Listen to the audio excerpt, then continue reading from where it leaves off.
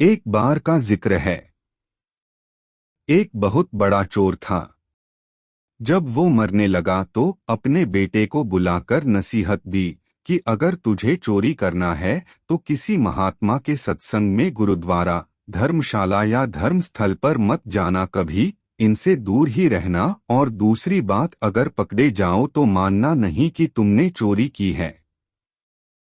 चाहे कितनी भी मार पड़े, मानना नहीं कि तुमने चोरी की है। लड़के ने कहा कि जी सत्य वचन, मैं ऐसा ही करूंगा। इसके बाद वह चोर मर गया और लड़का रोज रात को चोरी करता रहा। एक बार उस लड़के ने चोरी करने के लिए किसी घर में ताले तोड़े। घर वाले जाग पड़े और उन्होंने शोर मचा दिया। आगे पहरेदार खड़े थे। उन्होंने कहा कि आने दो, बचकर कहाँ जाएगा, हम यहाँ पर पकड़ लेंगे उसको। अब इधर घर वाले खड़े थे, उधर पहरेदार खड़े थे। चोर जाए तो किधर जाए।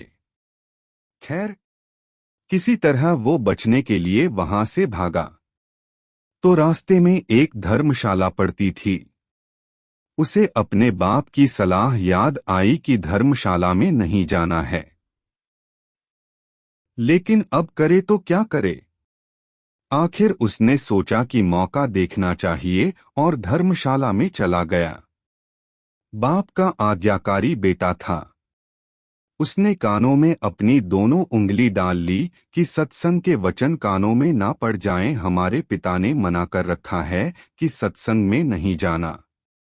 तो उसने कानों में अपनी दोनों उंगली डाल ली कि हम सत्संग ना सुन पाएं।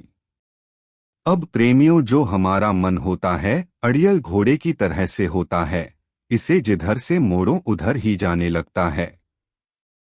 कानों को बंद कर लेने पर भी चोर के कानों में यह वचन पड़ गए कि देवी देवताओं की परछाई नहीं होती। वहां पर सत्संग चल रहा था और इसने कान बंद कर रखा था। फिर भी उसके कान में थोड़ी सी आवाज आई कि देवी देवताओं की परछाई नहीं होती। उसके मन ने कहा कि परछाई हो चाहे ना हो, मुझे क्या। फिर मैंने यह वचन जानबूझकर तो नहीं सुने, अनजाने में सुन लिया। उसने अपने पिता को सफाई देते हुए मन ही मन कहा कि मैंने जानबूझकर नहीं सुनाए, ऐसे ही सुना गया मेरे कानों में। मैंने तो कान बंद कर रखा है। अब इधर घर वाले और पहरेदार पीछे लगे हुए थे। किसी ने बताया कि चोर धर्मशाला में है।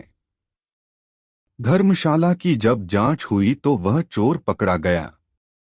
प्रेमियों, उस चोर की पुलिस ने बहुत पिटाई की, लेकिन वह नहीं माना कि उसने चोरी किया है। और आपको बता दें कि उस समय यह नियम था कि जब तक मुजरिम अपराध न माने तो सजा नहीं दी जा सकती थी। आखिर उस चोर को राजा के सामने पेश किया गया। वहां भी खूब मार पड़ी, लेकिन चोर जो था कि मानने को तैयार ही ना था। उसने अपने पिता से वचन ले रखा था कि कितना भी मार पड़े, मानना नहीं कि हमने चोरी की किया है। राजा को पता था कि चोर जो होते हैं वो देवी की पूजा करते हैं, देवी की आराधना करते हैं। इसलिए पुलिस ने एक ठगनी को सहायता के लिए बुलाया। ठगनी को बुलाया गया, सारी बात बताया गया तो उसने कहा कि मैं मना लूंगी उसको, इससे कहलवा लूंगी कि इसने चोरी किया है।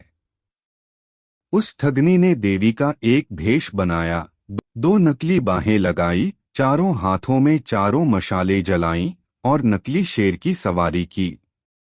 चूंकि वह पुलिस के साथ मिली हुई थी, इसलिए जब वो आई तो उसकी हिदायत के मुताबिक जेल के दरवाजे कड़क कड़क कर खुल गए। पहले से सब प्लान कर रखा था कि देवी जब आए जेल में तो सारे दरवाजे अपने आप खुलते जाएं। ऐसा ही हुआ। और जब आदमी किसी मुसीबत में फंस जाता है तो अपने इष्ट की याद करता है।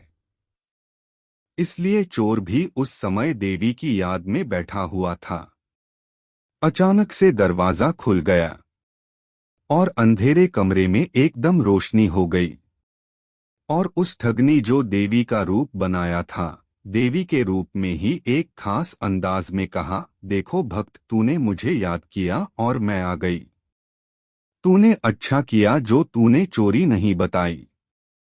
तूने अगर चोरी की है तो मुझे सच सच बता दे, मुझसे ना छिपाना। मैं तुझे फौरन आजाद करा दूंगी यहां से। चोर देवी का भक्त था, अपने इष्ट को सामने खड़ा देखकर बहुत खुश हुआ। मन में सोचा कि मैं इसको सच सच बता दूं। अभी वह बताने के लिए तैयार ही हुआ था कि उसकी नजर देवी की परछाई पर पड़ गई। उसको फौरन सत्संग का वचन याद आ गया कि देवी की परछाई नहीं होती। उसने देखा कि इसकी तो परछाई है, समझ गया कि यह देवी नहीं, हमारे साथ छल हुआ है। यह सोचकर वह रुक गया और बोला कि माँ, मैंने चोरी नहीं की है। अगर मैंने चोरी की होती तो क्या आपको पता न होता? आप तो सर्वव्यापी हैं, आप तो सब जानती हैं। अगर मैंने चोरी की होती तो आपको तो पता होता ही। मैंने कोई चोरी नहीं किया है। अब ठगनी के कहने पर जेल के बाहर बैठे पहरेदार चोर और ठगनी की बातचीत नोट कर रहे थे।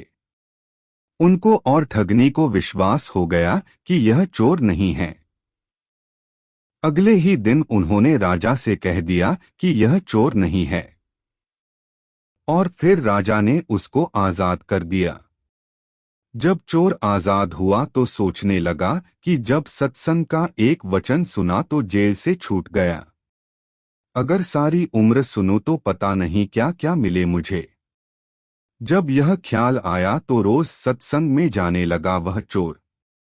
किसी पूर्ण महात्मा की शरण ले ली और चोरी का पैसा हमेशा के लिए छोड़ दिया।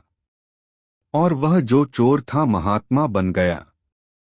धर्म प्रेमियों, इसलिए कहते हैं कि सत्संग के बराबर न गंगा है, न यमुना है, और न ही कोई अन्य तीर्थ है। कलयुग में सत्संग ही सबसे बड़ा तीर्थ है।